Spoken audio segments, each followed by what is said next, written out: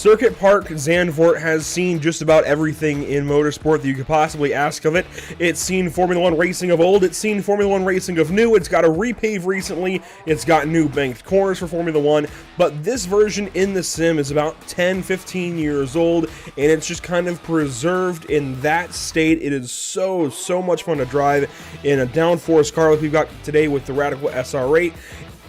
Open wheel cars are great here. Everything just seems to get along with Circuit Park Zandvoort so long as it goes fast. We've got that this evening. A 24-car grid, much like we had at Spa last week. Justin, thanks for joining us once again on Pit Stop TV. Spa was definitely a good way to get the season going. It can go different ways sometimes when you open things up at a track like Spa. So many fast straights, so many fast corners. It can go wrong pretty quickly for some drivers, and it did over Radion. But going to a circuit like this where everything is slower, everything is a little more compact, it changes things up entirely. Everything these guys learned about how their competitors drove last week is going to change at a circuit like Zandvoort here today. A lot of tight corners, tight hairpins, S's, and a lot of elevation change that is going to definitely get these drivers out, I think, with this Radical. Yeah, today, a night and day type of racetrack compared to the start of the season at Spa. Today, when it comes to Zandvoort, especially the old style of this facility, a lot of tight sections where it's going to be important to be able to time up your braking marks and make sure you don't have snaps of oversteer. When it comes, again, to this respective 2.67 mile circuit in the 13 turns, these drivers need to be smart on the moves. There are not too long straightaways in the first place to make passes. Your best opportunities for that Tarzan today, as well as potentially on the start, heading to Gerlach, heading to Hugenholtz. But as well, we've seen throughout the years many times drivers make mistakes in the second sector in particular, spin the car out, lose tons of time, and in turn put themselves up for grabs in some cases into Hansarsbach in turn 11. A lot of drivers today need to be smart, especially when it comes to the off tracks, if they want to take the victory here today at Circuit Park Zandvoort. Yeah, I think every single corner here is going to have its own purpose, its own, I guess, meeting in each of these battles. We'll see. You have to nail all 14 of them. There's not, I guess turn 14 is the one that you can be a little bit offline, a little bit off with, but you still have to make sure you nail that exit out of 13 and are in the throttle as much as you can be through 14 to get that run on the straightaway. You can maybe play with the line a little bit, try to get a better run potentially if you have to lift, but otherwise you've got to be on it all day long here at Circuit Park Zandvoort. A 60-minute race, by the way, coming up after this qualifying session. It is not going to be easy on these guys. 60 minutes at Zandvoort is going to be tough. Let's check out the standings after round one at Spa last week. Terry Crouch and Crystal Thice taking their respective wins in their categories. Terry Crouch in Pro, Crystal Thice in AM. And look at this, we have a color-coded standings this season, which I think really helps. Of course, we had the class guide, which we have here as well on the right side of the broadcast. I think that really helps kind of differentiate who is who in the zoo, which is, I think, going to help a whole lot this season as opposed to just having the blue and orange. But Terry Crouch over Randall White by 3 points. Aldous Putiklis back 5 points in third. And, of course, the point values are the same no matter which side you look at. But it's interesting to see where everybody kind of landed after Spa. Yeah, Terry Crouch looked very strong for the get-go on the pro side, hence why he's so much up on the board. Am, though, was all over the map, it seemed, because it started off looking to be one direction, then the next one, then the next. Attrition played a huge part of who came away with the most points after that first round of the AM side. Today may very well likely be the same direction because of the track's characteristics today.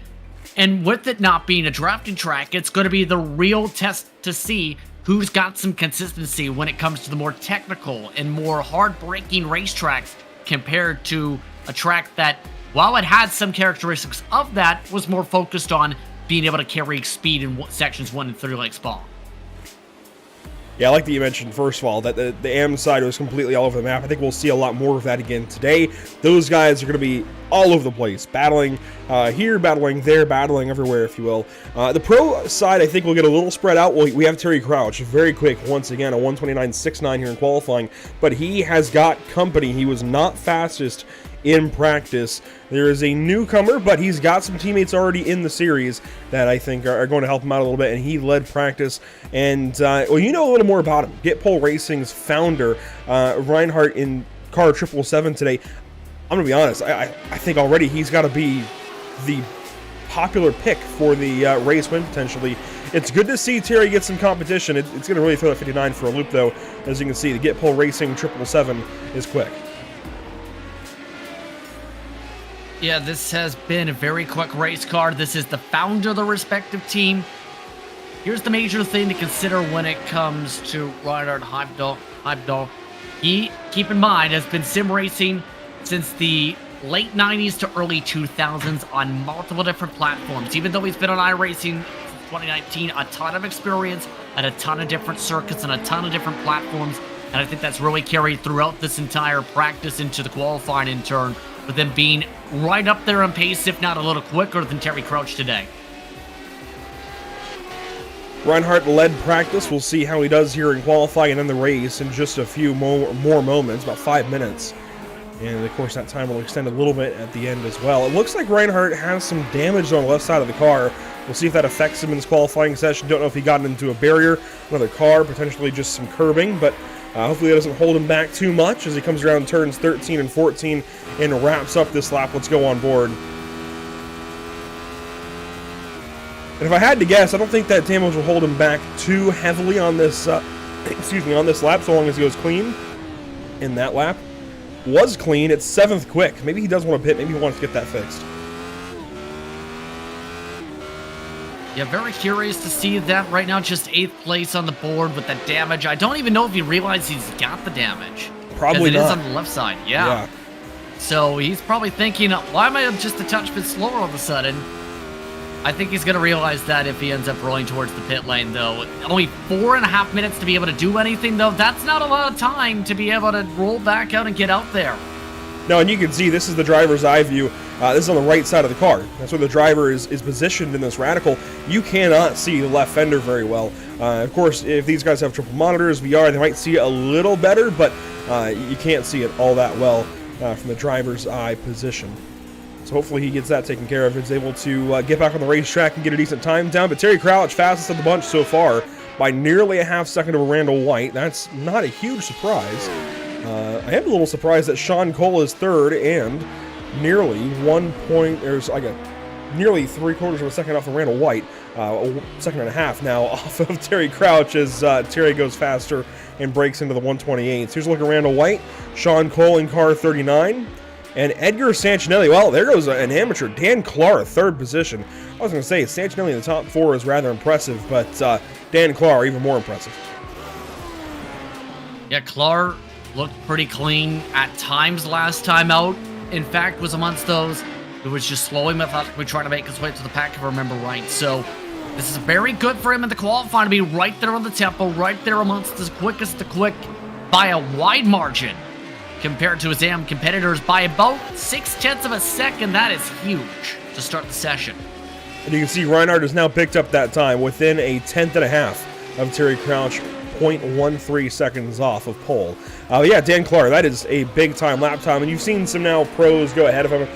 Sean Cole, Pete Snake, Randall White, they're getting a little faster and kind of gapping themselves from the 114 ever so slightly. And now Slizzens goes up in the 99 car up to 4th position. So moving some more pros up to the top of the board, but still Dan Clark very high up compared to his other AM competitors. The next one, Phil Scruton, in the 12th position at a, So Dan Clark's lap time of 1:34.09. Scruton's best is a 1:38.46. So a little over 4/10, not quite 4.5 of a second on the racetrack. That is a large margin when you match it up over 60 minutes of racing. That's gonna pile up. Yeah, in this type of a race, with the incident limit being 10 over the course of an hour, that's exactly what I just mentioned when it comes to the off tracks today. You're pushing the tempo, though, more so in qualifying, so I'm not surprised to see as many of them. If you do it in the race, though, where you not necessarily cannot push the envelope every single lap without going off the track, that's where it's going to become a massive problem here. Terry Crouch back to the top of the board, by the way. The only driver in the 128 second bracket in qualifying. Terry unwavering so far. He is in the pit lane. Reinhardt is on track. We're on board with David Payne currently. Randall White is also on track. Slezens and Pete Snake on track currently, I believe, on Flyers. Dan Clark still on track, Sven Labe as well. It looks like David Clymer in 10th is in the pits, as is Sean Cole. And Phil Scruton up to 9th, right behind Dan Clark. Just over a half of a hundredth between those two drivers now, as Scruton finds a lot of pace in that 420 car. Much closer now to pole for Am. Very much so closer to the pole time, and I think he's got some decent tempo here today. In fact, very close now to his AM competitor. That's exactly where he needs to be, if anything, for the class. I think there might be a shot if he is able to get enough push into this tempo to find that extra hundredth. It's going to count a couple hundredths. It's going to need to require him to be picture perfect and pixel perfect on the line, though. He is a little bit slippy now. So watching Phil Scruton, just looking through the rest of the standings as we watch this lap go by. David Clymer 11th now as Phil Scruton moved up. Ed Sancinelli in 12th. Moses Kwai and looks like Austin Zoller are both a bit slower back in 13th and 14th. Austin Zoller, by the way, is confirmed an AM driver now. Glad we got that sorted out after last week. Kenny Stepp just picked up some spots up to 13th position ahead of Moses and Austin Zoller. Callum McLeod in the 14th position. James Dowling, Johnny Alford, Dustin Oblo, Christian Theis, some of the drivers with times in. Sven Labe goes quicker, up to 8th ahead of Sean Cole, and the onboard here with Phil Scruton across the line. Does he pick up time? He does. Is it good for Am pole? The answer is no. He picked up time, but I think Dan Clark did as well. And now Phil Scruton, 9/1000ths of a second off of Sean Cole for position. These guys very, very close. And not just the picture of Dale Jr. and Steve there. But I will say, that's kind of a gut punch when you pick up your personal best, but your competitor picks up their personal best even better than your own personal best. So, I think the barrier part was more so just him having a little bit of fun. He did the exact same thing to end off the last session, too. Well, how about Ed Sancinelli, though? 1/1000th of a second between he and David Clymer.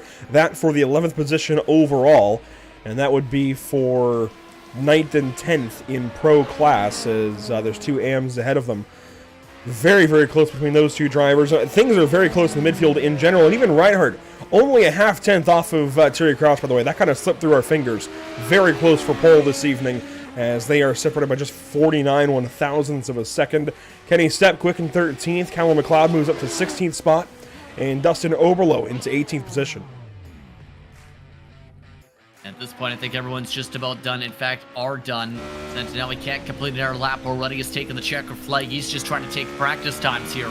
So it looks like the grid all set up for the most part, and only one driver not taking a time. The split between the majority of the pack, though, from about 5th on back to about 19th within about 2 seconds, I've noticed. The top of the top to the bottom of the bottom, 5 seconds, that split. So the mid-pack is extremely bunched up in terms of tempo today. Yeah, I think we're going to see that come to a head as well in the first sector.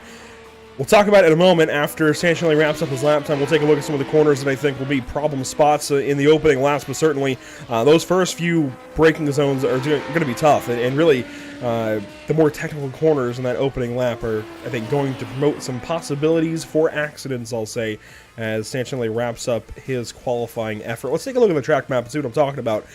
Right there, turn 3.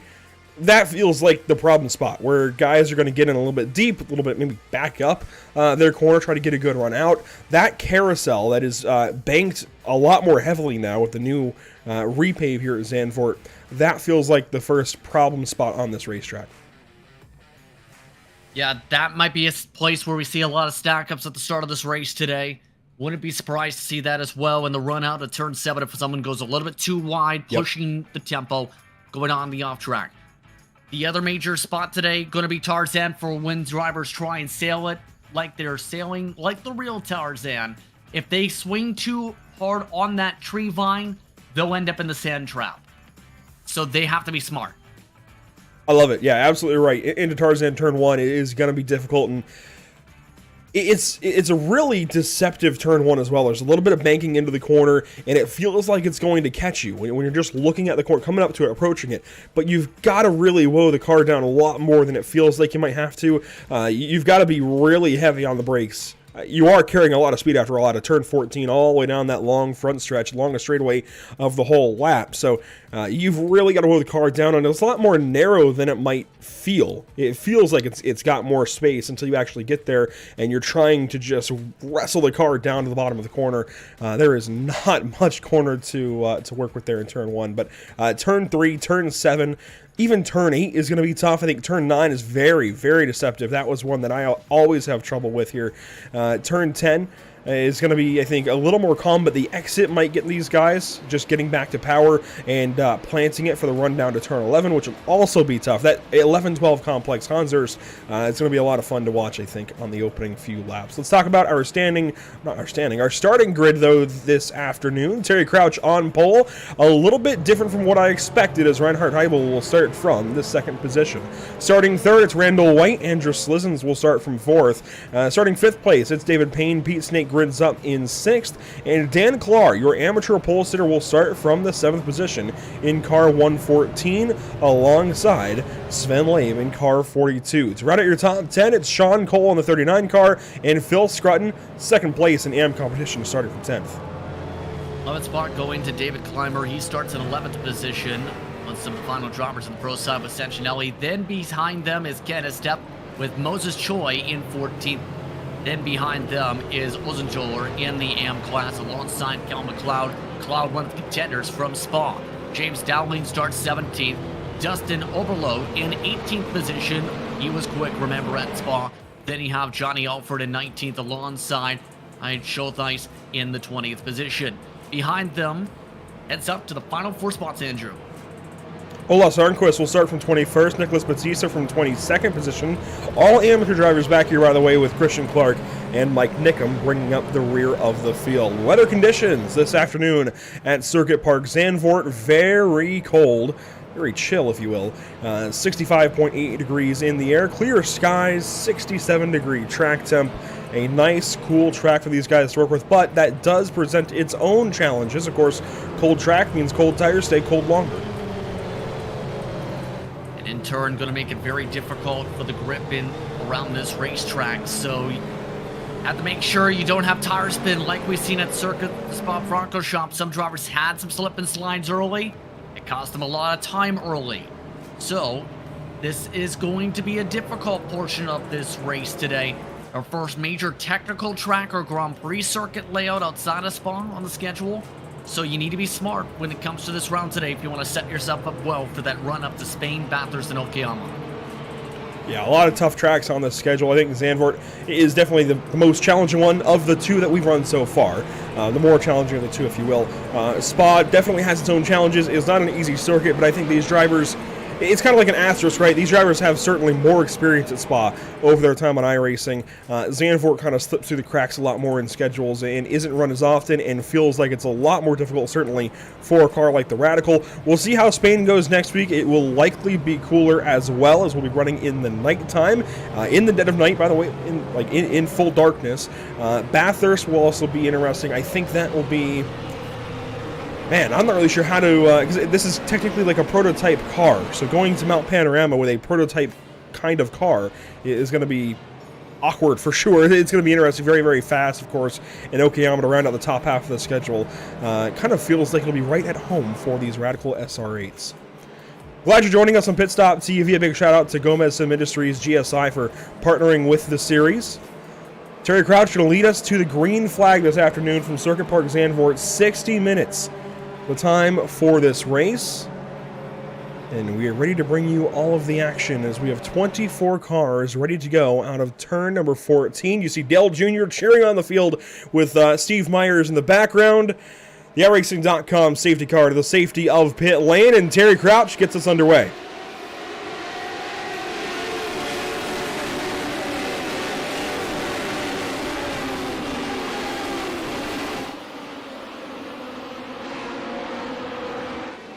Minding their P's and Q's in turn one. Everybody through it, looks like, nicely and safely, and into the first real trouble spot of the day, turn number 3. This kind of carousel is going to be tough. Already seen, especially with some of the drivers side by side, that can cost some of them lots of time in turn if they don't play it careful. No incidents, though. That's the big thing. Nice and clean. All the drivers keeping it on the narrow racing surface. There's your leader out of turn number 7 as Randall White has moved on through to second in front of Reinhard Heibel. Some positions changing already at the front of the grid. As you can see, Randall White's got that spot. Now Olaf Sarnquist at the very back of the field has had an issue. Yeah, and keep in mind, this track with the hillside, some Randall White in trouble. On the sand, one car on the wall. Randall White in trouble out of turn 9. Was just up into second place over Reinhard Heibel. Now an issue. Looks like no damage for Randall as he will continue on. No big trouble there, but it definitely shakes things up out front, and that is tough for Terry Crouch's teammate, Randall White, to be out of the, well, not out of the race, but out of the front running this early. Like a self-reflected move there. A few more drivers having spins around the track. Sancinelli stuck at the side of the racing circuit. Clark just came out of the sand trap, who just passed by Sancinelli there. Looks like Moises Choi has just had an issue in the next corner, so everybody with the slip and slides. Yeah, everybody getting loose here, especially as they start to really commit to the power later in the first lap. But that was real close there as Batista went by Moses Choi, and there we go. One lap complete here at Zandvoort. It was tumultuous. It was, well, it's still not over. Randall White off in the gravel in turn 1. Like I said, you sent it too far into that corner. You are swinging. Slisson's with an issue. The tree. Oh man, it just keeps piling up. The Kingsman racing driver, car number 9, Andrew Slisson's great last week at Spa. This week doesn't have his teammate Inoldis Putuklis on the track, and Andrus, I'm not sure where that. I think that was at a turn 3, turn 4. Small issue, lost a lot of time though, down to 11th spot. It seems social media right. I heard something along the lines of a drive to Latvia when it comes to Putuklis for like 18 hours. A lengthy drive. This is going to be a tumultuous drive, more so today. For some, it looks like. Terry Crouch, meanwhile, was gone. He's got 1.7 seconds back to Reinhardt, but with how much faster Reinhardt was in practice, lap after lap, he was able to put that together in the race. We have plenty of time to get it done. 37 laps. We're only on lap number 2 as Dustin Oberlo in the gravel in turn 11. That is a tricky spot to be in. It looks like he may have gotten a little help because his back bumper and back wing are kind of completely destroyed. Let's go back and kind of recap lap 1 and see if we can't find kind of what happened to these drivers to kick things off. A lot happened from the get-go. I think Randall White was the big first one that we had an issue with. And here's the 84 car battling with Reinhardt on lap 1. Quickly got through to second place. Was solid through the opening portion of the lap. Here's turn 7. But at a turn number 9, just at a small issue for car 84. Watch for the corner exit because I noticed he was already a little bit loose in the first place coming out of the corner there. A little bit too much power down right there up outside of the first place, out of the rubber and into the gravel, and grassy goes. That was very early on in the corner, or sorry, late in the corner as well, when it felt like the car was already straightened out, like he had no problem. Just that late spin around. Here's Sancinelli later in the lap. Has a problem down here in 11 and 12. Into the braking zone, wide into 11, kind of runs wide there in 12 on the power and loops it around. Very similar to Randall's issue. Compounding from a minor mistake to a significant mistake to a catastrophic mistake. Choi just simply ran wide there going into Ari Leindijk and into the wall. Very lucky to not pinball right back in the middle of traffic there. And that's how lap 1 went down for these drivers, as now Terry Crouch goes faster and then gets topped quickly by Reinhard Heibel. We're going to see that, I think, go on for most of this race. At least most of the opening portions, as Reinhard just keeps picking up time on Terry Crouch. I mentioned he was faster in practice, and if he keeps that up in this race, he can slowly just chip away at that race lead. He's already doing so, down from a 1.7 second lead to a 1.5 second lead and closing. Be surprised if Heibel was able to close this up in the second. Then it gets a little intriguing. The difference, though, in the practice, I think it should be mentioned, was a couple 100s more than anything. It's more so, I think, you're referring to the consistency of hitting those fast lap times. Crouch put in more lap times, was able to hit the mid 129s much of the session. You compare it to the high bolt, minimal amount of laps, but when he was up to speed, was hitting the very quick 129s, the low 129s. That's where the tempo is focused up when it comes to this at this point. And keep in mind, remember, Terry does help out a lot with these setups he told us during the post-race last time. Yeah, he kind of spilled his beans as far as what he was running at Spa last week, being a low downforce setup with just small adjustments, if anything. And, I was actually just about to mention, I wonder if everybody took that to heart and went with low downforce again this week. I don't think that's the way to go. Personally, as Terry Crouch actually goes purple and will hold it this time, I think that the way to go would certainly be high downforce here. Right? Yes, you might give up a little bit on the straights, but if you're able to be planted, especially at a turn 14 to get the power down, you'll be quicker in the early portion of that straightaway, and then just let the field come back to you in the latter portion. I think high downforce would have been the way to go if anybody did go low downforce. We'll have to maybe ask in post-race, but it looks like these guys might have been on low downforce to start this race. Yeah, and right now Crouch seems to be thriving, if anything, in that positioning. Compare that to Pete Snake, for example, who's now up to third on the racetrack. Right now, Pete Snake seems to be half a second slower than his own teammate. Rather, 1.5 seconds slower than Terry Crouch right now. But still has to keep up the intensity to hold off David Payne, who is matching his times. Yeah, the Get Pole racing drivers, Reinhardt, Pete, Sven, they were all very far apart in practice. I think at one point they were 1st, 6th, and 11th coming towards the end of the session. But they have really closed things in here very early on in the race. We're not even 8 minutes in, and they are 2nd, 3rd, and 5th. Definitely looking a whole lot better right now, just as a whole team collective effort, especially Pete Snake trying to drive away from David Payne, and he will do so as Payne spins, and that team is now 2nd, 3rd, and 4th. David Payne still waiting for an opportunity to spin around. He will find it, but he is down to 11th, and here comes 13th, James Dowling. David Payne going to slide all the way back to 15th, maybe even 16th spot as Ocean Zoller gets closer. A huge, huge mistake on just lap number 5. Just looked like too much speed. That sent him around there. A lot of optimistic drivers in turn. How about Dan Clark? Up to 5th overall. The AM leader doing really strongly here. Yeah, and of course it's that early attrition that's setting in. He just grabbed that spot over David Payne, in fact, in turn 13. So very much attrition there, just trying to settle in, not make mistakes, and last the whole hour without making a mistake. Dan Clark has made it at least 8.5 minutes, and we'll knock on wood for him. Hopefully he makes it a little bit further, if not the entire way without an issue. He does have 3 seconds, by the way, back to Phil Scruton in that AM battle. And a shout-out as well, I think, is due for Callum McLeod in 9th position. Had a very tumultuous race last week at Spa, was fantastic in the early portions, and as he battles here with Andrew Slizens, he will give up that 1 spot and fall to 10th, but still in the top 10 to have 3 AM drivers, that is rather impressive this early. Very impressive. Again, kind of speaks the volumes to qualifying. I think drivers like Scruton are going to have the difficult parts, though, to deal with the rest of the run with some of the contacts early. Keeping an eye, though, on drivers like Payne. You just see how comfortable he's feeling right now. It's just a matter, again, of don't overcook the corners. That's been the major difference mark for some of the drivers. On board with Kenny Stepp, he's out following David Payne, was just passed at a turn 11. And David's starting to walk away ever so slightly. There's a lot of cars lining up behind him, though, 14th on back as Sean Cole passes Phil Scruton ahead. And there is a very slow car there on the right. That is Ocean Zoller, it looks like.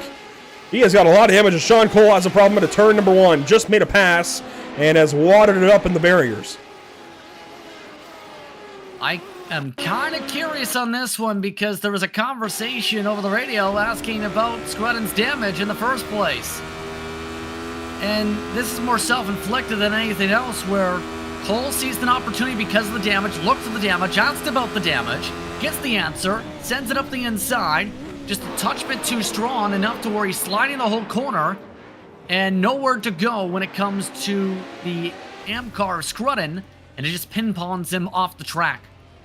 And that bunched everything up right behind him in the rest of the top 10. Slizens, McLeod, Scruton, they are all on top of each other even now, and it did change positions for second and amateur. McLeod passing the 420 of Scruton.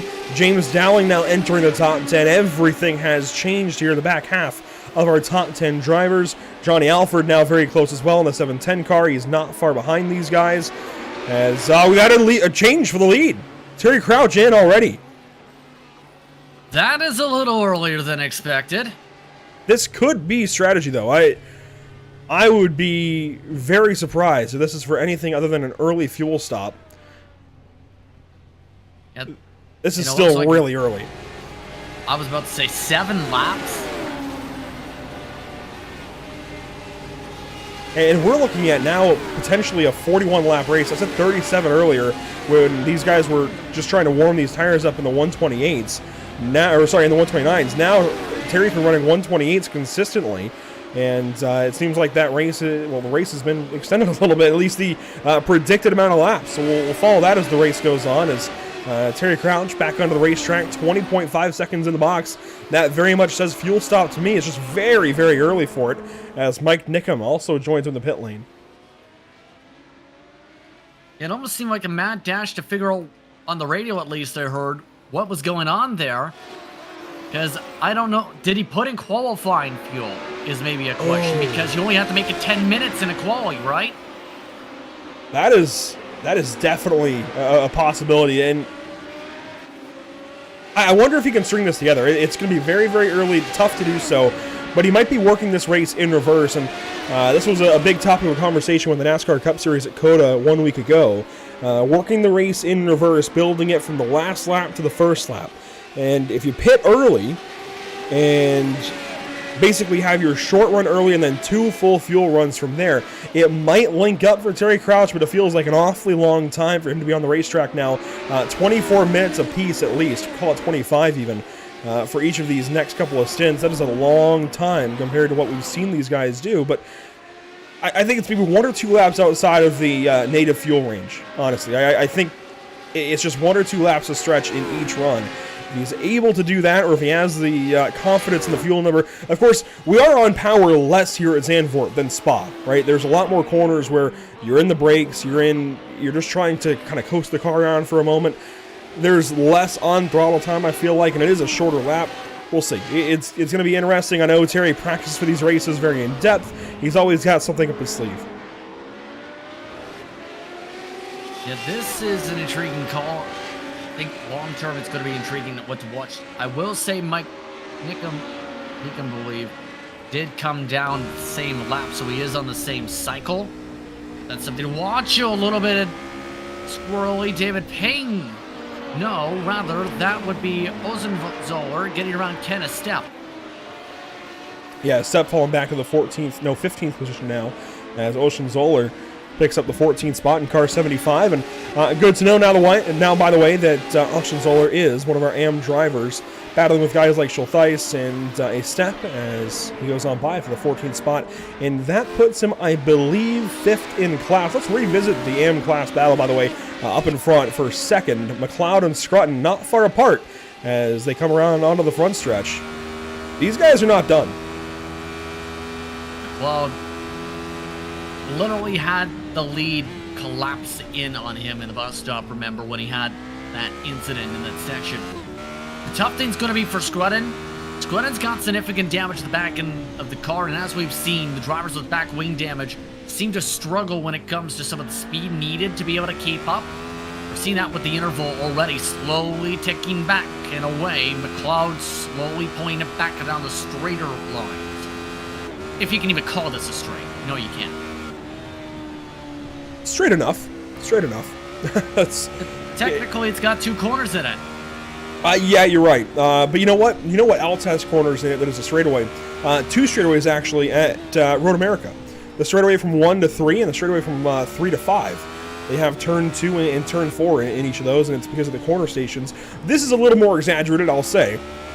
Maybe a different case from turn 3, or I guess even turn 4 to turn 7, but very, very similar nonetheless, as Phil Scruton continues to try and put a little bit of pressure on Callum McLeod, and there goes all of that pressure. Pressure relieved for Callum McLeod in second place in amateur, and Phil Scruton spins in turn 11 and 12. Going to try and rejoin here. That's not how you do that. That was not a pretty rejoin. The Schultfeis absolutely lucky to clobber into the side of him. Scrutta needs to be looking around there. Wow. Yeah, that's an F3 moment if I've ever seen one, and by F3 I don't mean Formula 3, I mean the relative screen on iRacing. Looks like the onboard of Crystal Theis, last week's amateur winner and current point leader. And take a look at this view as they came around turn 12. Chris just right on the curb, well, try to get down to the curbing, and those are some quick hands. Yeah, just driving along. I don't think he even would have even seen him until the final moment there when he was rejoining the racetrack. That is extreme heads up and cat-like reflexes to avoid destroying his car there. A great midfield battle here in 9th, 10th, 11th. Actually, call this, 9th and 11th, actually. James Dowling, David Payne, and Randall White. And, David Payne very close in the back end of James Dowling here. Directly for 10th spot.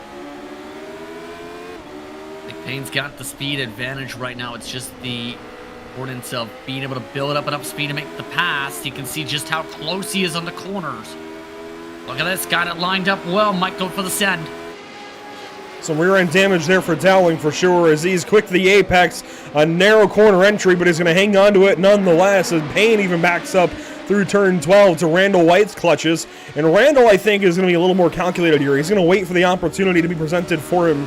He's not going to go up there and take it, especially third car in line. If he was maybe in David Payne's shoes, things might be a little bit different, but for Randall White right now, it's just waiting. Just in the popcorn seat, a little bit too far back for the realistic move. And why not if you're Payne? Go the long way if you have to. Squeeze him down, force him off the gas. And it's going to work out around the outside of turn number 1, through turn 2, turn 3, he's going to get turned! And I think he turned in ever so slightly there on James Dowling. Now Randall White all over the 9th place car. And David Payne, a lot of damage, gets back on the racetrack right in front of Phil Scruton. Might want to call that one karma. Yeah, that was nightmarishly close. Oh, man. These rejoins today have been interesting. I will say, in fairness, a lot of blind spots here. The response from David Payne, sorry, I tried. And, well, it looked like it was about clear. Maybe got the clear sign.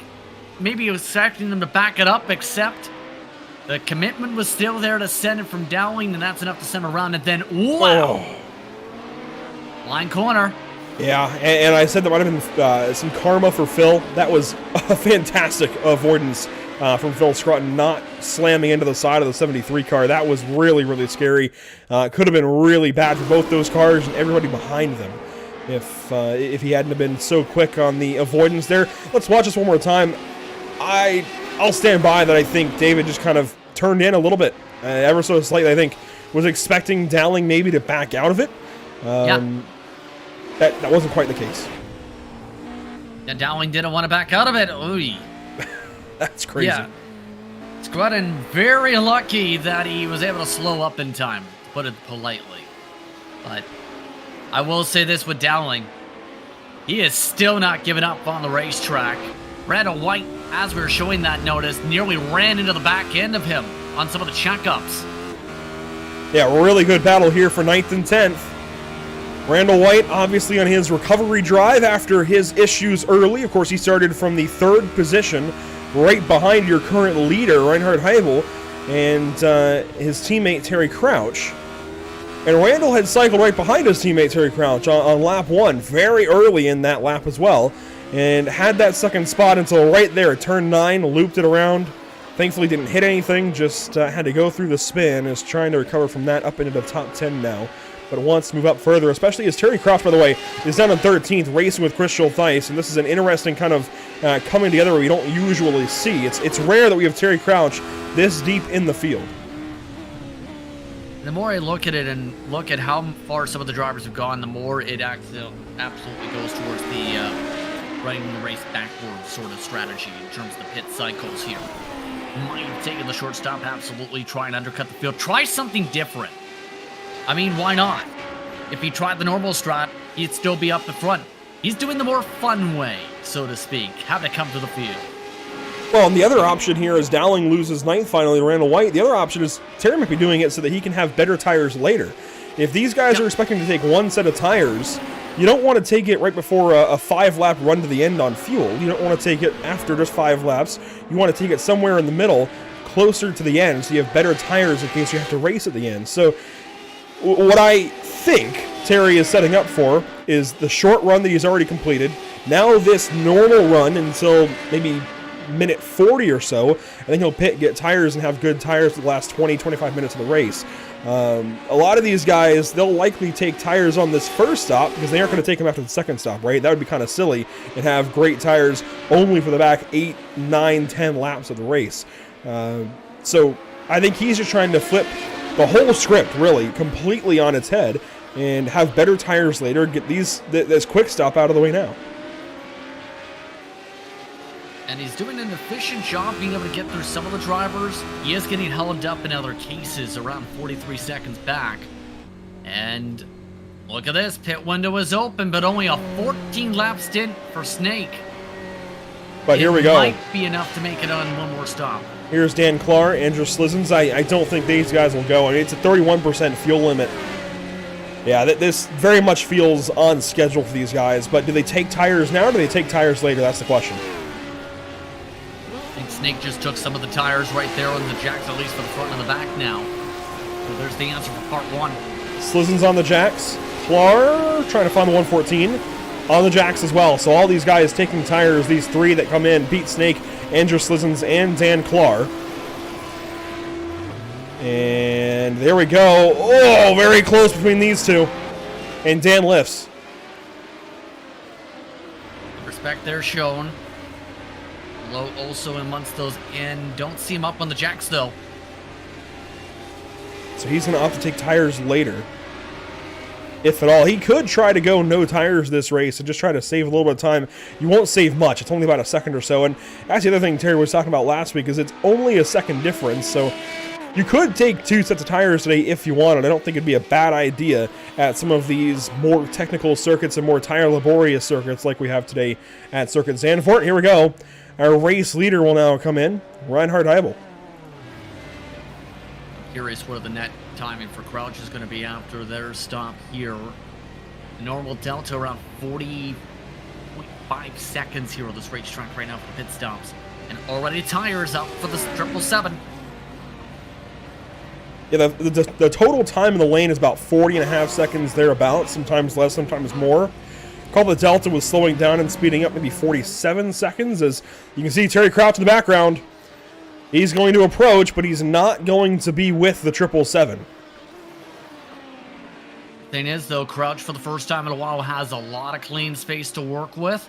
He had been held up in a bit of that traffic, and everybody else coming in for the pit party. Yeah, hitting their fuel limit for sure. Randall White is in. David Clymer as well in the 242. There's Phil Scrutton coming into his box. Kenny Stepp in the lane. There's David Payne. Everybody in on this same lap. Kenneth Stepp in the lane. There's Phil Scrutton. Austin Zoller. Everybody in for service as we expected right about at this mark. Reinhardt back on track. 3.3 seconds to Crouch. Here's the thing, though. Heibel did just take tires. Crouch did not. He's on the older tires. He's got those tires at the temp already. He is going to keep on closing, and you can see the effect of that already. This is tracking the time on the bottom left of this graphic is tracking to Heibel. The name is incorrect. That is from the last time Crouch pinged by the flag stand. So this is tracking to your race leader, and it keeps on coming down. And I think it's towards the point where, again, Crouch has a lighter race car right now. That's part of the factor when it comes to this difference on the speed. Just needs to continue to keep on chipping away. It's working towards direction. The wild thing is, look how far back on the delta the next nearest car is. 19 seconds between first and third. Make it 20 is absurd. And now that Terry is pinged by the flag stand one more time, you can see it's now tracking to Reinhardt. It is down to 2 seconds. It was 4 or more seconds when Reinhardt got back on the racetrack. So that has come down significantly. And as those tires continue to work up the temp, I think Terry might pick up a little more time, but at the same time, Reinhardt's going to have some pretty optimal conditions here very, very soon and might pull back away just a little bit. We've got some more battles through the rest of the field, though. Sven Leib, Pete Snake teammates, they are 3rd and 4th. after the pit lane. And further behind them, Callum McLeod, Johnny Alford. Alford taking that spot away for 8th position, now a pro driver. And Ocean Zola are in trouble. This is in turn 11 and 12. He has gone for an excursion, a beach day. More trouble spots in that section. That's to be expected with it being such a short braking section, and in turn how much you need to be able to roll through the corner and be able to accelerate quickly in turn. And here's another thing that I hadn't even mentioned yet, and I think this is the great difference between a broadcaster's mind sometimes and a racer's mind, because Aldis Putiklis, not here today, drove to Latvia. Well, he mentioned that, yeah, Terry and Reinhardt now are on different fuel levels. Terry on a much lower fuel level, so he's going to be a little faster on the straights and a little less weight sloshing around on that car in the corners, so he's able to pick up a little bit of time as Reinhardt works through some lap traffic. That, I think, was Phil Scruton, and that made it real difficult in turn 14. That just took a big chip out of the lead. Exactly what I was talking about moments ago, where in a lot of these cars on the road sign in particular, the lighter the car is, the faster it can go. And for Crouch, he is very light right now. He is very much nimble around these corners. He is being very quick around these corners right now. Or so down the straightaways. Has a chance to be able to work off Scruton, to be able to draft up, maybe get up to Heimbold, depending on how he plays this now. Turn 6 and 7, very tricky, this entry to turn 7. That's a very narrow racing line, especially on corner exit. It runs out real quick and then opens up suddenly for turn number 8, which is also very tough. You can clip that curbing as Terry does beautifully. But that time now working up as the tires come in for Reinhardt. He's starting to put some time back on Terry Crouch. And I think we're going to see these guys kind of equalize for a couple of laps. And I wonder when Terry pits. He's got to make it another 8 minutes or so, I think. I think he wants to be around that 25-minute mark. And he's clutching. Oh. Wow. He might be nervous about the exact timing of the window now, because keep in mind, if he's amongst those who can only make it 14 and 14 to the end, that's a little bit tricky to make it to the checker flag here. Everybody else is comfortable, I think, even those who made it to 14, to be able to try and make it on a one-stop. I do wonder if Terry, I think, pushed the last few laps to try and get to Reinhardt. Saw the opportunity, saw the possibility, clutches there again, briefly. If he's going to clutch, if he's really worried about fuel, he needs to clutch a lot earlier and try and eliminate some of that braking zone. But I think he'll work on that as this run goes on. But I really do wonder if maybe he tried to push, realized he wasn't going to get there, and is now working on the fuel strategy again. The problem is, I mean, that's so tough as a driver, right? Especially when you don't have an engineer or a crew chief to hold you back. You see the opportunity, you see the guy you're racing, you want to push and get him, but more often than not, Justin, I think you'll agree, if you simply keep racing your race, keep racing the racetrack, that's when your strategy pans out. When you call that alternate, when you call that audible to try and go catch the guy because you see the opportunity, that's when you oftentimes bite off more than you can chew. Way off the racetrack there goes Scruton, though. Scruton, there's a terminology that came up once during the time. Sometimes you move out of the way, sometimes you wreck yourself out of the way. He's lucky he didn't wreck himself into the wall. He went in the sand instead. Yeah, working on that recovery drive. I think he pitted for, well, he definitely did pit, obviously, in that pit cycle. I think he tried to stay in there, get a lot of that damage repaired, and it has worked. The car looks a whole lot better than it did previously, but still a lot of rear-end damage on that number 420, and now battling back from being one lap down now. Going to try and catch some positions as attrition further sets in over the course of the next 30 minutes of this race as we approach halfway. And I think at this point, you see it right there, black flag, incident points are ready for Scruton. It's not been a nice day for the 420. That's a tough one to swallow. That is very, very early, as well as Dan Clark, I think, might have just had a problem. I saw his speed drop down in the timing screen, down about 15 miles per hour. I think might have even chipped at 0 for a moment. Let's take a look back at it. This is in turn 11 and 12. The driver we were hyping up for so long early in the day is still leading in amateur, by the way. But now a little bit closer to his competition behind him in Callum McLeod. And this is what happened here in turn 11 and 12. And take a look. Just clatters too much the curbing. It bounces around that suspension to stabilize the car. Then he backs up. Thankfully, there was enough of a gap there to be able to do that. Otherwise, that would have been right in front of that red and white machine in the backdrop. And that is Johnny Alford that's closing in. And Johnny's bringing Cal McLeod, Randall White, and more. I mean, this is going to be a very busy section of the field here very, very soon if they keep trending this direction. Johnny Alford right on the back end of Dan Clark. McLeod and Randall White very close as Randall is still in the top 10. And only 2 seconds back of these guys is James Dowling. So if we get any length of time where these 4 cars ahead are battling, we could very much see James Dowling kind of drive back into this group as Christian Clark has a problem. This looks like turn number 1, and it is. Oh, Roshan Zoller in turn 3. Yeah, that might be a big, big deficit of damage to come back from now. That entire rear wing destroyed. A lot happening here in the midsection of this race. Here's Randall White back on Colin McLeod. McLeod wide out of turn 12. Opportunity then for car 84, and he takes it. Easy opportunity. It's free real estate. Well, it's somewhat decent real estate to be able to acquire. Still a long way to come back from the starting spot for White, though. It's been a massive recovery drive. Yeah, Randall White up into 9th position now after his early issue. Again, lap 1 at a turn 9, dropped all the way to 20th position, which, by the way, is currently held at Moses Quai. Hopefully, he can kind of move back into this. And you know what? I got to remember, I think it's Moses Coy. I have to remind myself of this one. There's certain names that have certain little nuances to them, and I know I got them down by the end of the GTE season last time around. Guys, if I butcher your name again, it's nothing personal. Gotta memorize hundreds of drivers' names over these series. By all means, feel free to correct me in the Discord channel. We want to say your names correctly. It's just between seasons, man. There's so many drivers to keep track of, and pronunciation sometimes slip the mind, but eventually once we get corrected once or twice, they tend to stick around as Johnny Alford works here on Dan Clark. But Moses, a longtime driver here in the Simpit, currently 20th spot, last car on the lead lap, just trying to hang on and make a decent day out of it. Here he is, by the way. We'll kind of run through the field a little bit. Moses in the 188 car in 20th. Started 14th, so he's on the downturn today, but an opportunity next time out at Barcelona. Maybe to turn that around as here comes the leader, Reinhardt, right on his back end. Christian Clark back there 19th. We saw him spin recently. Austin Zoller also recently spun and backed it into the fence. I will say, as beat up as that car is, it still looks like it's driving decently okay. I mean, he's crawling it around the racetrack at the same time to make sure he doesn't snap it. Just look at how much it's bobbling a little bit on these corner exits. It just almost looks like right there even wanting to shove off the racetrack going through the gears.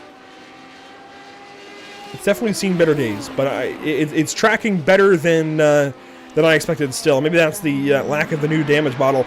If this had the new damage model, I don't think he'd have many body components left. It'd be pretty much a go-kart at this point in time.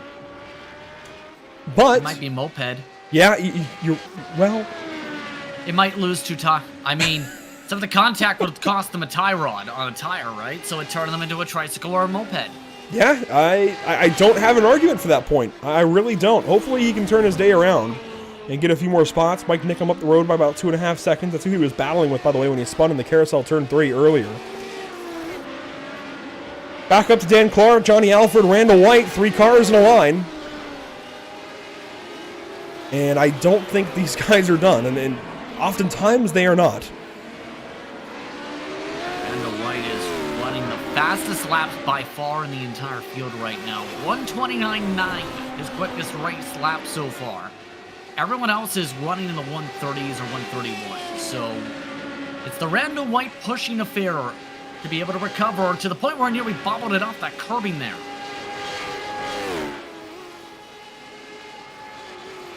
Just watching these guys, they're different lines through the corners. You can see how much lower Alford was that time in turn 1. Clara a little bit higher up the racetrack. Alfred's kind of a sleeper in this series, and he was last season. He was one of the few drivers to run the Corvette C8. Of course, the GTE cars in iRacing, they're pretty much antiquated at this point, really worldwide. GTE, GTLM, no longer used in IMSA. I don't think it's used in WEC either. I could be mistaken. Really just falling by the wayside, but those cars are still fantastic. The Porsche 911 RSR going to go down as one of the most iconic, I think, in racing. Of course, anything with Porsche 911 in it is always a good race car. The Corvette C8, the first foray for a mid-engine Corvette. Very, very cool. The BMW M8, of course, it's got its memes about being a wide boy. Even the Ferrari 488 GT3 car, or GTE car, a fantastic platform. Unfortunately, no longer racing here in the Simpit, no longer racing really worldwide, but Alfred is one of the few drivers to run the Corvette as Dan Clark goes for a slide there in turn 11. Allows both of those drivers to go by, but hey, here's the good news. He's still leading an AM over that black car in the distance, Callum McLeod. So still 3 seconds, and I think Dan is a bit faster anyways, so he should be able to hold onto that lead and put some time back on it. But Johnny Alfred making the switch from a C8 Corvette to a Radical is definitely a radical difference. But last season, that Corvette kind of came into its own. It was real good at Fuji, if I recall correctly. He just got better as the season went, and if he keeps getting better as these seasons go by, he will keep growing as a sleeper. He's not exactly just letting Randall White go by here, Justin. Randall, we know, is a very fast driver in this field. Johnny started 19th spot with a qualifying effort, and he's holding his own. Last time by, just 2/10 slower, in fact. They do have a lot of traffic coming up to deal with, yes. But I've been impressed with him so far. He's the biggest mover by far in the field, though, plus 12, so you have to be quick to be able to move up the field like he has. That traffic, little checkup with the 56 of Nicum. Yeah, passing the Batmobile there of Mike Nickum, kind of his signature paint scheme. Good to see him back in the field this season. Up ahead, Pete Snake, Sven Labe, teammates, they are very close together, 4/10 apart. And we have, by the way, hit that fuel window for Terry Crouch. So he's good on his strategy.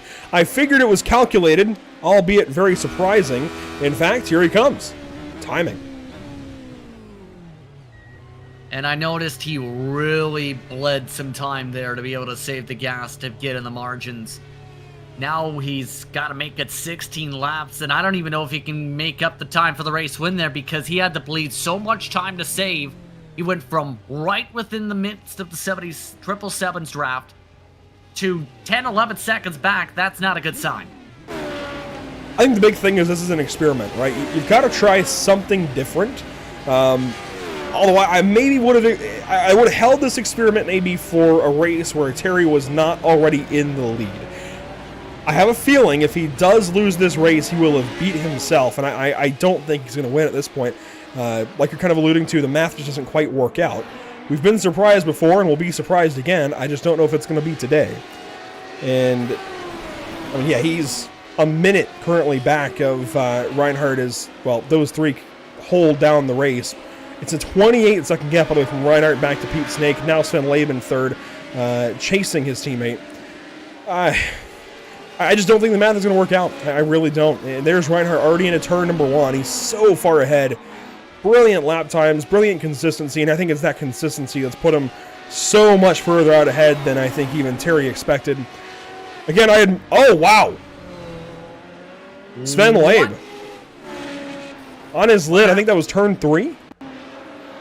From second spot overall, 1 in the world, did Sven Labe do there?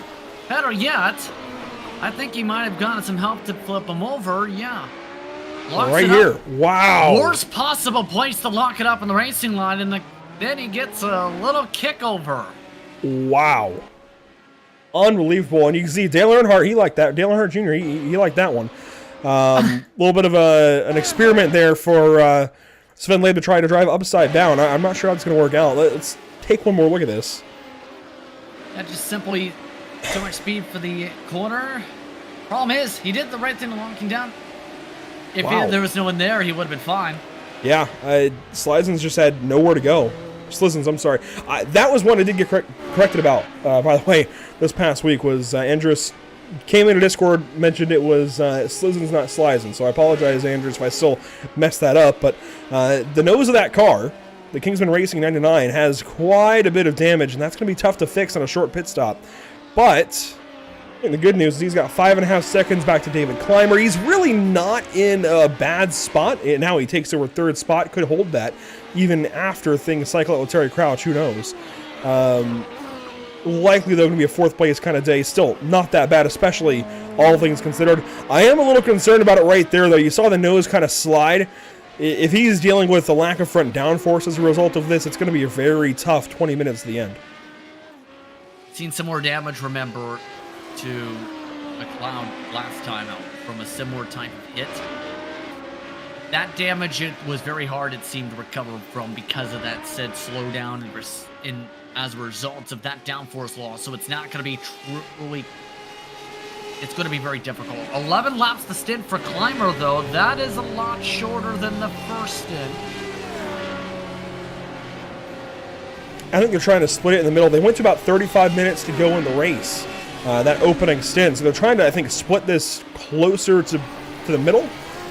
Maybe a little bit early here, still by a lap or two for David Clymer and company. I think Phil Scruton in with him. Yeah, Phil Scruton there in the 420 car. Christian Clark also in the pit lane, has been, though, for a minute as the time ticks up for him. And Sven Labe waiting on the tow back to the pit lane. He'll be back in the car soon, I'm sure. But a terrible turn of events for the 42 car. Randall White working on Johnny Alford. He's backed up by a couple of tenths of a second. That's now a 9/10 of a second gap between these two drivers for now fourth place. And that's just about the closest battle on the racetrack aside from Kenneth Stepp and Dustin Oberlo. We can take a look at these guys. 18 minutes to go. 13th, 14th. Not too bad. Not too bad, especially for Oberlo, who had a couple of spins early. +5 on the starting grid, or compared to the starting grid, I should say. Holding on to the edge of the lead lap, yes. But a Stepp just trying to run his marks. Oberlo at this point, I think, is more so just trying to trim down as much gap as he can to his competitors in this championship battle. He's quicker than Showthanks by 2 seconds right now per lap. On the average, he's about 1 second quicker in the past 5.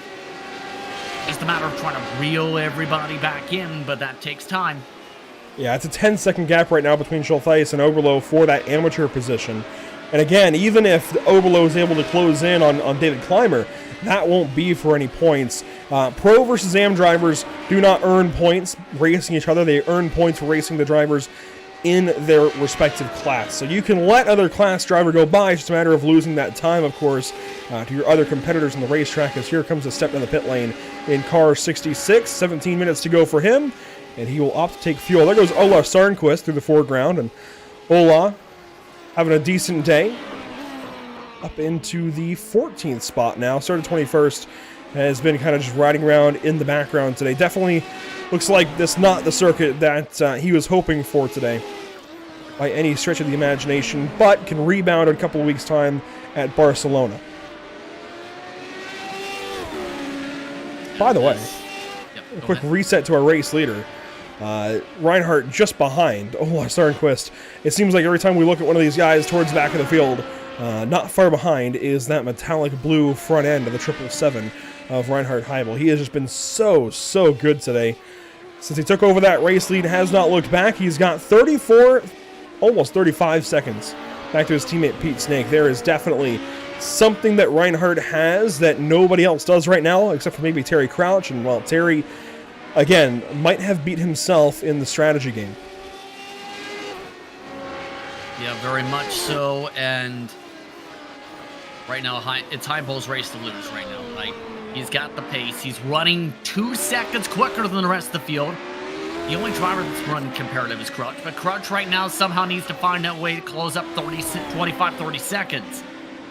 It's not really in Terry's court right now the way this is going.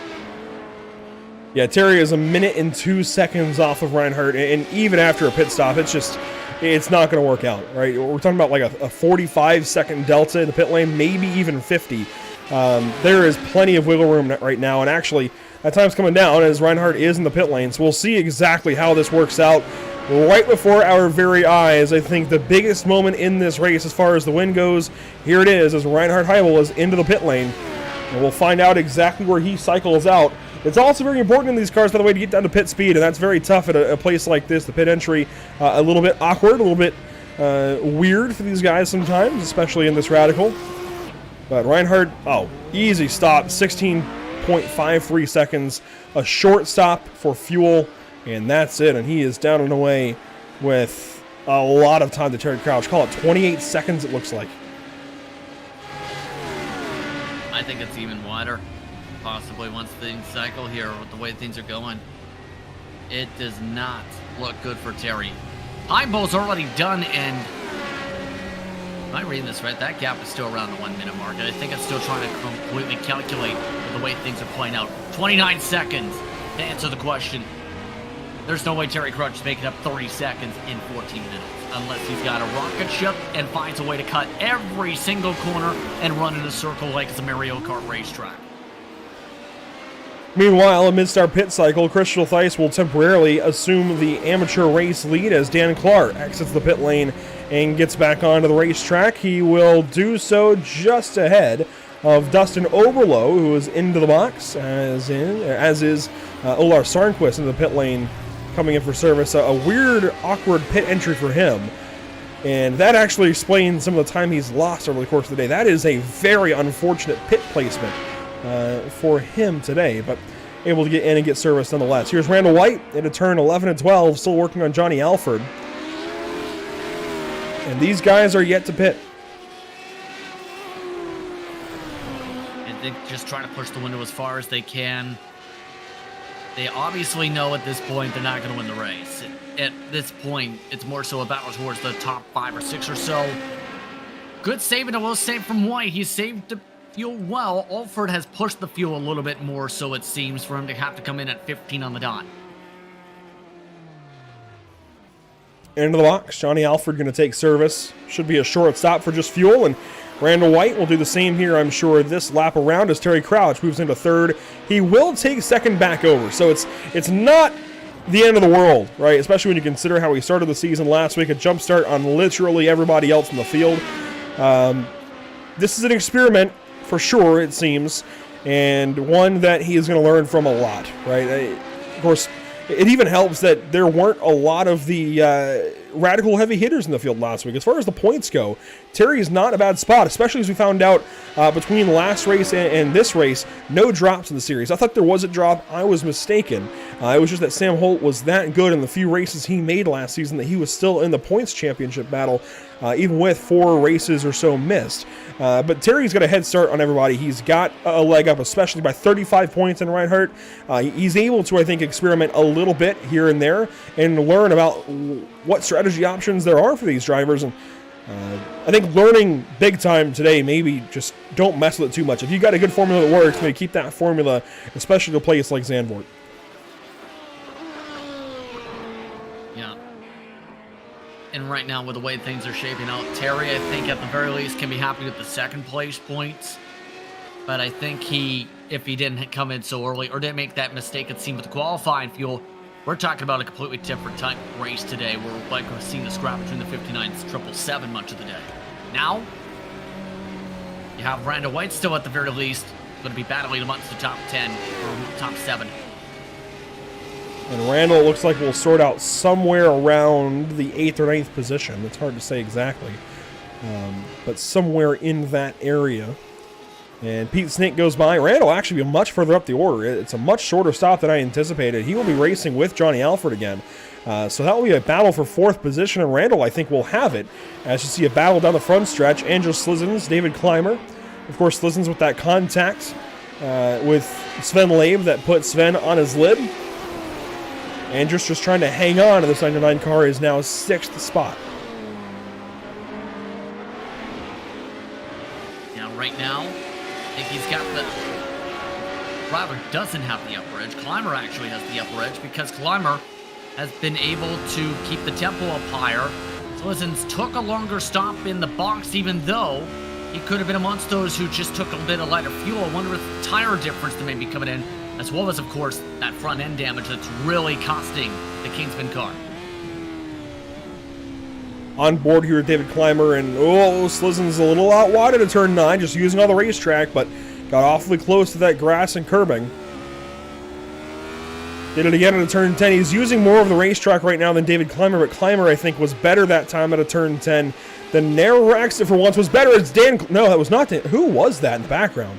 Somebody, I don't know if you saw it, Justin, somebody went careening out to the outside wall at a turn 10, and I'm not sure who that was. I am trying to figure that out too here. That is weird, and I don't think it's Batman that decided to try and send it on in there. That is weird. Batista. Might be Batista. Well, no, it was a black car. It was a darker. I think it might. Okay, either way, I Batista, don't know. remember, is off cycle for that after the mandatory damage repair he had to get on this car. So Yeah, he's 7 laps down. He's 21st. He's unfortunately a non-factor today, and hopefully that turns around next time out at Barcelona in Spain. In the dead of night, we'll see if that does change for him. I do want to mention, by the way, the amateur race lead still belongs to the 114 car, Dan Clark. 8th spot. He's got James Dowling 7 seconds back, so no concern for him right now whatsoever. And I think it might have been Nickham. You can see Nickham right behind here, right behind Dan Clark. There we go in the background.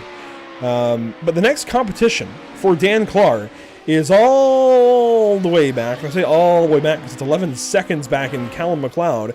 Only 2 positions on the racetrack, Justin, but 11 seconds is not going to be made up in 8 minutes without some kind of outside factor, outside influence here on the race for the 114 car. So McLeod, I think, very safely in second, and he even has quite a bit of time, 11 seconds or so back to Chris Schultheis. But things pretty well decided so far in amateur. it looked like for a while McLeod might have a shot there, but I think it's just a strategy difference that's really cost him now. 22 seconds compared to 16 seconds right out of the box for Clark. Clark just had the better strategy call. And that's the main difference maker between him and McLeod on the racetrack in Delta. And to recap, the exact difference between Reinhard Heibel and Terry Crouch, it is now 31 seconds and growing between the 777 and the 59 car. And I'd love to know exactly what went wrong. I'm curious as if maybe it was a qualifying fuel mistake potentially for Terry, or if it was planned to go short. I wouldn't be surprised necessarily by either. I think I would like to think the strategy option is a little more likely as, Callum McLeod into the pit lane. This is stop. Oh, this isn't scheduled. I don't think this is scheduled at all. This is definitely out of the ordinary. It was a tow as well. I wonder if he popped the motor or something. Let's take a look, because he was running fine and we've seen something similar before. See the replay machine to see how this played out here, where he's just running fine down the straight and then boom, it just slows down. Very, very confusing. Did he potentially run out of fuel? Better question, how do you run out of fuel? You pit 3 laps ago. Let's find out. Let's get the replay from turn 13 this time. It'll be on board, driver's eye view. You can see the dash, and you can see the RPM lights.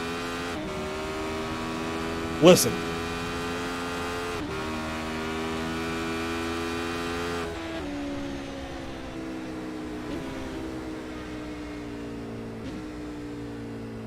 I don't understand. I'm very confused. He doesn't even have a mandatory repair, so it's not necessarily like a broken clutch or a broken engine there. It's just... It's like it just slowed down on him and downshifted and stopped it. The only thing I can think of, Justin, I mean, let's be honest. Let's kind of re-ground ourselves and break the fourth wall ever so slightly. This is a sim, after all. These guys are on computers. They have a wheel in their hands, pedals at their feet, but they are in likely their living room, bedroom, basement, wherever, and they have the real world happening around them with their house, apartment, wherever they live. Maybe somebody's at the door. Maybe he has to let his dog out. I mean, there's so many things that it could be. And of course, real life, more often than not, takes precedence over racing on a simulator. So I know, we present this as if this is a real race. These guys' lives depend on it. But at the core of it, this is a sim. These are ones and zeros, binary, code, whatever. There is a real world that is happening around him, and he could just have to tend to something around him. I had to pull over quickly and tend to that, take care of it, and maybe come back right here for the end in about 5 more minutes. We'll see. But Callum McLeod just inexplicably slows down on the front stretch. That's the only thing I can think of, because it just looks like he comes to a stop and gets out of the car. Didn't seem like there was any misshift or weird note from the engine. No sputter from running out of fuel. Very odd. Yeah, that's something I think we need to find out later on, or may be able to find out, should say. What's now the matter, though, of the race in itself, under 4 laps to go estimated on the track here. Clymer still hasn't been able to take advantage of that pace difference he's having over the 99, to the point where it's almost plateaued. He's still quicker by 2 to 4 tenths a lap, but nothing he can do. It's looking similar to open wheel racing, where and these are downforce cars, or you get close to somebody, you can drive up to them, but you just can't pass them, right? There's that little bit of aero wash, and it seems like Clymer is just struggling for grip, whether it be a result of aero wash or maybe even the tires plateauing and just not really having anything left for him. But something has changed between the pace in these 2 cars, and Clymer is just not able to actually really get up to and fight with that 99 car. It's holding it back ever so slightly of the 6th position.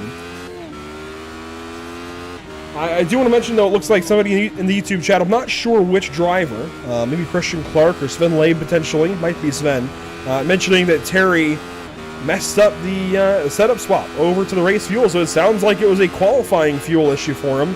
And I'll be honest, it doesn't really present itself as such. It makes sense that it would be a qualifying fuel mistake, but he I guess, called a perfect audible. It looks like it was just race strategy, like he was trying something. And, well, here we are. Unfortunately, he's 30 seconds out of the race lead, but it really was not all that detrimental. It could have been a whole lot worse. Could very well be. Still 31 seconds back. He's losing time in terms of delta in itself, but it's still strong in terms of points day. He's still in turn, I think, is going to end up being the point leader by a decent margin for now. But look at this. Clymer again, starting to pick up the aggression. Yeah, Terry's going to have plenty of points as we watch this battle kind of heat back up for 6th. He's going to have plenty of points back to 2nd, and I'm not sure exactly who's going to take 2nd over. I think it will stay Randall White. Randall is in the 4th spot. I think it'll still be Randall White. But now it'll be somewhere closer to 10 points between 1st and 2nd of the standings. Slizens will be there as well. David Tamara's not here. Aldous Pudiklis is not here. Reinhardt leading the race was not here last week. So things are going to shake up quite a bit. Pete Snake was further down in 6th after last week at Spa. David Clymer in 7th. Sven Labe in 8th. David Payne 9th. And Edgar Santinelli 10th coming into today.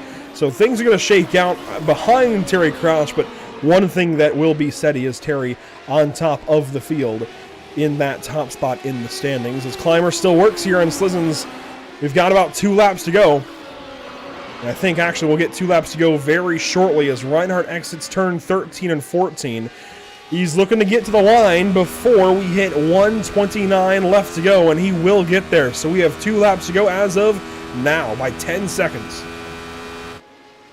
For the drivers who didn't calculate for the extra lap on the fuel, now it's the question, are they going to run out? Can they make it? Randall White, remember, took the shortest stop out of anybody, so he might be the closest out of anybody. He's also closing in on Pete Snake for 3rd place. We could still have the podium go the way of TLDR more so than Get Pole Racing, and this is the battle that will decide it. Between the 2 teams, they have 1st through 4th, and they alternate here. They go Get Pole Racing, TLDR, Get Pole Racing, TLDR, and Sven Labe is out of the race. So this battle decides who has the majority of the podium right here. Randall White now 6 tenths behind Pete Snake. He's in the draft. 2 laps to go for these 2. White's closing in at a substantial rate, if anything. Doesn't look like he's concerned about the fuel tempo. With 40 seconds left on the clock, it's going to be the timing of trying to get close enough to make a lunge. Might only have 1 chance at Snake.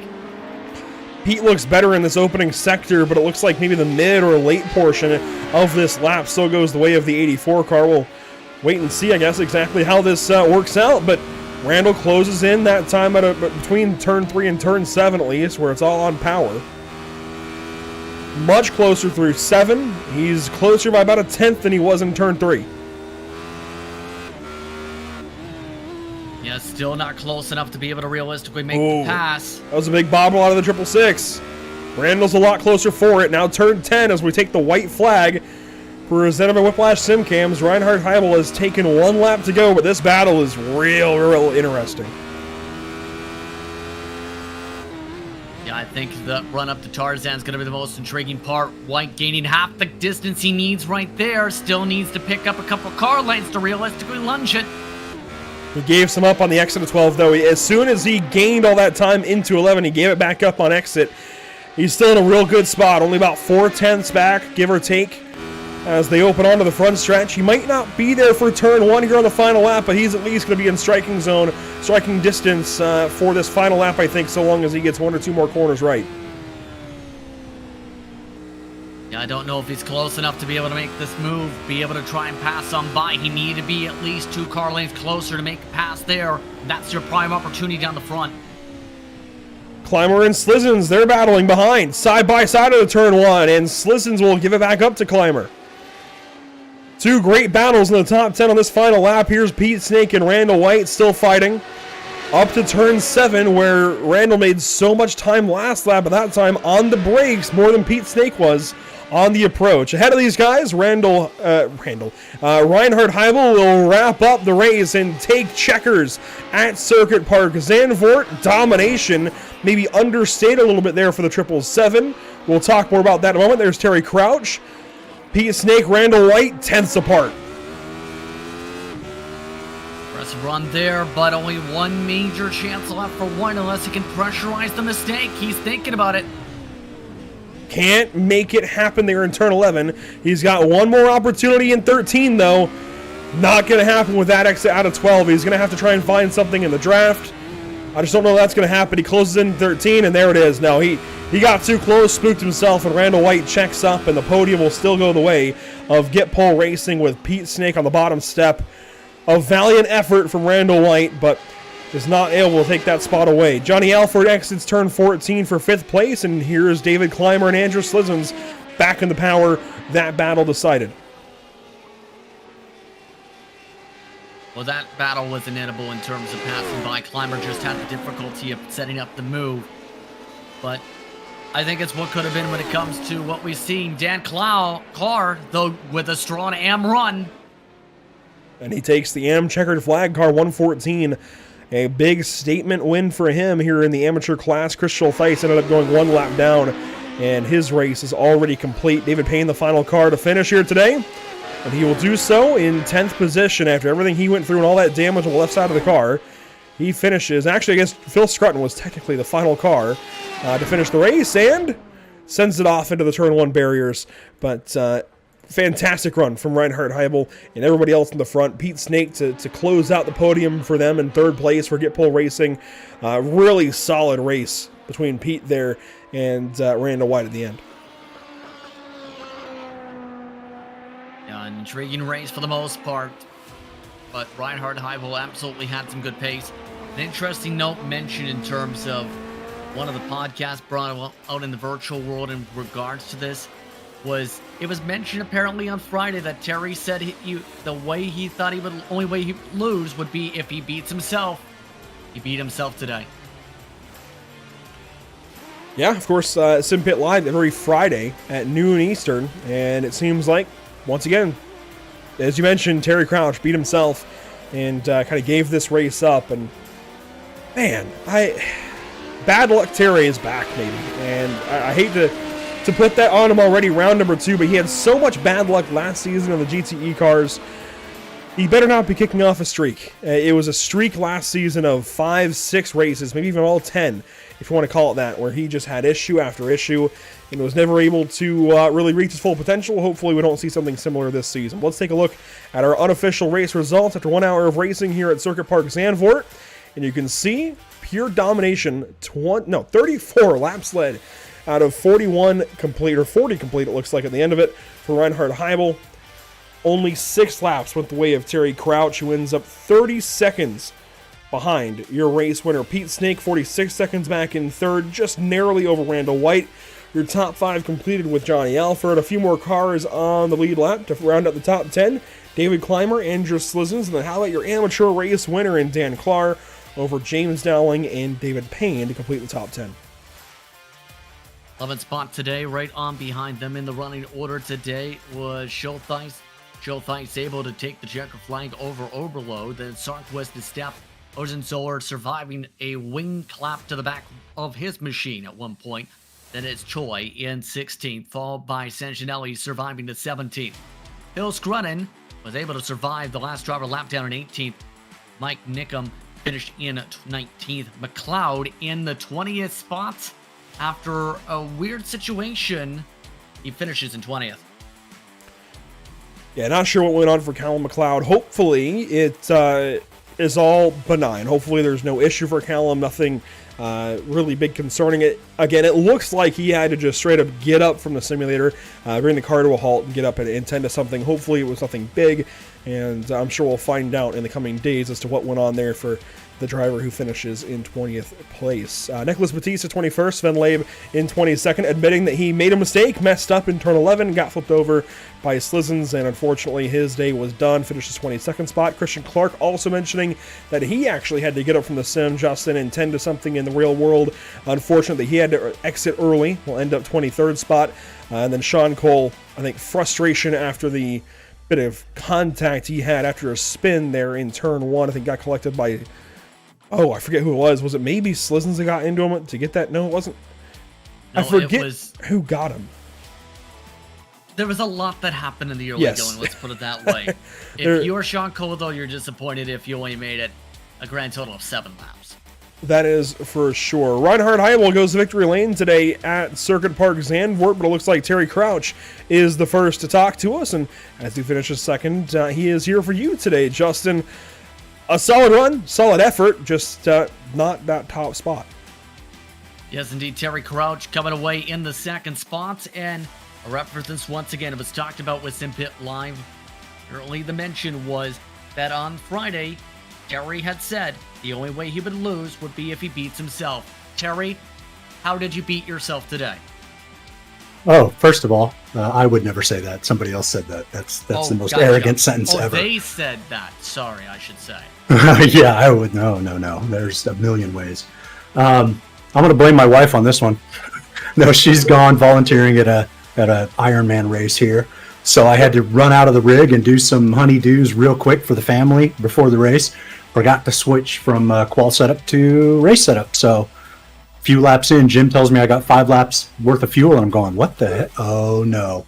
And then, unfortunately, the time I had to pit, I was 2 laps short on fuel from making it even with another stop. So then I had to go through the entire stint, saving everything I could, save 2 entire laps of fuel. Then the second, when I came out of that one, I was like, okay, I can hold this.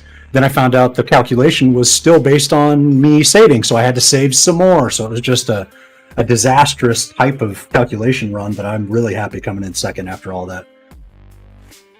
Yeah, on that note, in turn, with all of that being said, how would you describe the feel of the car before you realized everything else going on with the fuel-wise? Because you and Heimbolt seem to be near dead even on pace, within 1.3 seconds much of the run before fuel panic started. Yeah, it felt great. I know that most of the iRacing setups that they have for these tracks, when there's a lot of camber in it like this, there's not a ton to find in setup. You can, so me and Randall just loaded the Zandvoort setup and fixed the ride height with less fuel and sent it.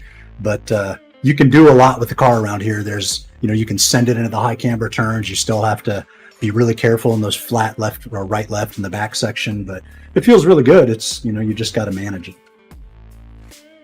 So when it comes to the next race, it's an intriguing one because we touched upon this during the season opener. It's Spain. It's under the lights, though, at Circuit of Barcelona, Catalonia. How different do you think that could be, racing under the lights, compared to the normal circumstances where you see it during the daytime at a track like that? I think obviously visibility is a little tough, and especially at Barcelona, you can bounce off some of those anti-cut curbs on the inside, so you got to be careful with that, because a lot of times the fast lap is straddling those and getting the tires to the right or the left. But that'll be a little difficult, but the track will be nice and cool. So I think it'll be a good one. There's a lot of places to pass there, and a lot of runs you can set up. So it should be a good one. Any shout-outs you want to give after today's run? Oh yeah, my wife, even though I just threw her under the bus, and always Jose over at Gomez Sim Industries. my boys at TLDR Simsport, everybody at Simpit, and you guys, because you do such a great broadcast. These things are so good. Well, congratulations once again on the second place run. A great recovery from the situation at the start. Thank you, gentlemen. Eric Rauch comes away second, Andrew. And not the second that he ever would have wanted today for sure, but I think he, in the end, will take second place given the circumstances. It's better than ending up somewhere down the order, third, fourth, fifth, who knows where. I mean, even his teammate who spun a lap one ends up fourth place. Not a bad day at all for TLDR, given the circumstances. If you're going to have those early issues within 5 laps or whatever, one car spinning from second, the other car loading up on qualifying fuel as opposed to race fuel, it's a pretty decent recovery drive, and I think that says something as well. I think the whole league already knows how good they are, but needs to take note of the fact that they were set back pretty heavily from the start and still end up second and fourth today, only bested by Get Pole Racing at first and second, especially when you have Reinhardt join the field and check out by 30 seconds. I think that's a pretty decent scenario for TLDR to be in, and be a wake-up call for everybody else in this league to kind of take note of and be ready for the rest of this season. And speaking of the rest of the season, Justin, Spa and Zandvoort now done. Next up, Spain under the lights. And there are some lights, by the way, at Barcelona. I'm pretty surprised at how lit up the track is, but we'll still be doing a lot of headlight searching in that race. Yeah, that will be an interesting one, I think, to see if everybody's truly tested in terms of how things are visibility-wise. It's not an easy place to pass, I will say, though. It's another one of those rhythm tracks. It's another one of those circuits, the Grand Prix style, that is very difficult to pass at. You basically need to wait for the mistakes in some circumstances. But I will say this, in other circumstances, a lot of drivers like to get really brave when it comes to road racing, not an open wheel machinery when it comes to Spain. Yeah, closed wheel cars, for better or for worse, tend to have some struggles at a place like Spain. And I think we'll definitely see some contact. We'll definitely see at least one crash as a result of it being dark and cold. In some regard, whether it's dark or cold, it'll be dark and cold. One of the two, I think, will be talked about next week for sure in at least one incident, if not many more. And I say next week, actually, we are off next week on Easter. So we're back in 2 weeks and 14 days on April 16th. And then we're back again for Bathurst and Okayama here in the month of April. 4 races still, even with an off week. We like that. And then Japan, of course, Japan, Long Beach, and Canada there for May, Elkhart Lake, and Brazil for June when we close this season out. 10 races, 10 really solid racetracks as well. If you're going to have a 10-race schedule, it's hard to beat a schedule like this. You have classics in the form of Spa. I think you could even say Spain, Bathurst, Suzuka, even Okayama you can call in that category, Brazil even, and then some really quality circuits that have been touched up or added recently. Long Beach, Elkhart Lake, Road America, that's been redone lately and looks fantastic. Zandvoort is due, I think, for a rescan here on the iRacing.com sim. Hopefully that happens soon. Heard in the grapevine there's been some rumblings involving that, but again, it takes time to be able to build that. And keep in mind, it took a lot of time for the project in the first place for the modern day Zandvoort to come to fruition. It also helps when you have Supermax become a thing. In terms of open wheel competition in his home country is where, well, this racetrack is located. So, to say the very least, though, this older version brings some difficulties that are slightly different than the newer version. If anything, though, I would have been curious if we got the new version just because of that banking in the final corners, because of it being like an oval in the United States sort of final corner, the safer barrier. Yeah, so much more speed to be carried around those banked corners. There's more banking, of course. It's new pavement, so it's more grippy in that regard. I'm excited for whenever we get the new Circuit Park Zandvoort scan, wherever that might be. I don't know if it's in the works or not, but I'm sure at some point it'll come along to us here at iRacing. Let's briefly talk to our amateur winner, though, Dan Clark, who has now joined us. And 8th place overall, that might not seem the greatest until you realize, Dan, you're an amateur and you just won today over guys like Crystal Theis, Dustin Oberlo, and everybody else. How'd that one go from your point of view? Of course, it seemed like it was pretty tumultuous there those first few laps. Oh man, it was a lot of practice. Thanks to Terry for helping us out. early this week, but practice a lot, and it was, getting into that rhythm and letting the tires get warm. It was freaky in the beginning for sure, because the car just wants to push. But I'm very happy with how today went.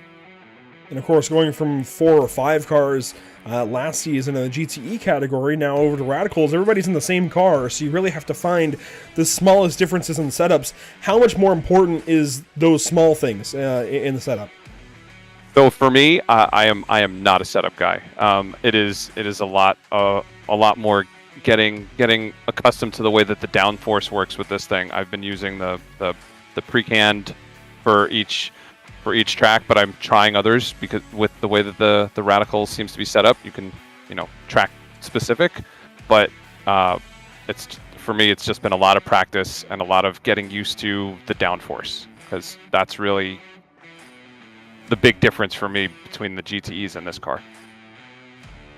And how about Barcelona? A couple of weeks under the lights, nighttime at Spain. I've never driven it in the dark, so lots of practice needed for sure. I like Catalunya, but it can be tumultuous to say the least, and I've never driven it at night, so that'll be a new experience for sure.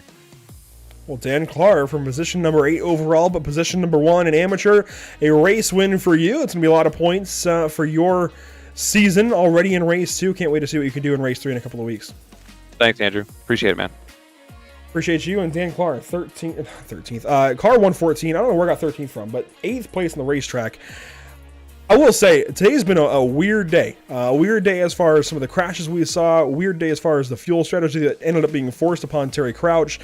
Today has been a weird day. Glad you've all joined us here at Pit Stop TV. Justin, I don't know what you were doing last night, early or whatever. I had to drive back from Carolina Motorsports Park at 2 a.m.